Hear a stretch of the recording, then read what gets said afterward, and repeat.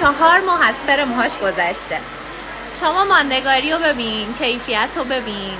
حالا میخوام بهتون نشون بدم که بعد از گذشت زمان فر مو چه شکلی میشه. اصلا باز شدن که تو کارش نیست، از بین رفتن تو کارش نیست، ولی شما رشد ریشه دارید.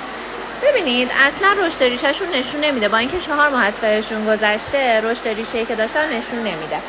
برم این سمت که فرقشون رو باز کردیم تا بهتون بگم که وقتی که مو رشد میکنه چقدر خودش رو نشون میده. ببین بعد از گذشت 4 ماه موهاشون انقدر رشد کرده و واقعا توی فرشون تاثیر خاصی نشون نمیده که شما فکر کنید بعد از گذشت زمان موهای من مثلا حالتش رو زشت نشون میده یا خوشگلی سابق رو نداره.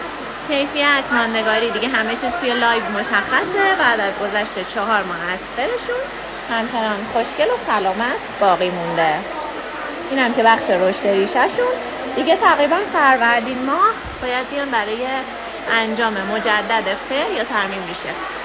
یه راهنمایی که بهتون بکنم اینه که بعد از گذشت 6 ماه شما میتونید بخش رشد ریشه‌تون رو ترمیم بکنید. یعنی فقط اون بخشی که رشد کرده رو بیاید مجدد فر کنید. یا خیلی ها هستن که اصلا دوست دارن تنوع بدن و دوباره موهاشون رو کامل صاف بکنن. میتونن بیان کامل این بخشا رو صاف بکنن. یا کسایی هم هستن که دوست دارن کلا سایز فر موهاشون رو تغییر بدن. مثلا این فر متوسط میخوان درشت کنن، فر درشت میخوان ریز کنن. اونها هم بعد از 6 ماه میتونن بیان سایز فرشون رو کامل عوض کنن.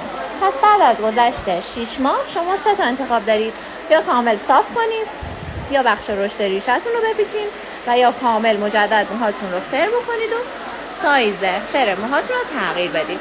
البته تغییر سایز فر مو کاملا بستگی به شرایط موهاتون توی اون زمان داره. اگر موهاتون تواناییشو داشته باشه میتونید مجدد از اول فر کنید. برای کسایی هم که تازه تو لایومون اضافه شدن، این مویی که دارید میبینید 4 ماه از فر موهاشون گذشته و امروز برای کوتاهی اومدم که من گفتم کیفیت و ماندگاری فر رو بعد از گذشت زمان هم بهتون نشون بدم تا کامل خیالتون راحت بشه. چون خیلی دغدغه دارید که میگید همین نمیدونم بعد از چند وقت چه شکلی میشه. باید بهتون بگم که بعد از چند وقت خوشگل‌تر هم میشه، چون فر مثل قرمه سبزی میمونه، هر چی ازش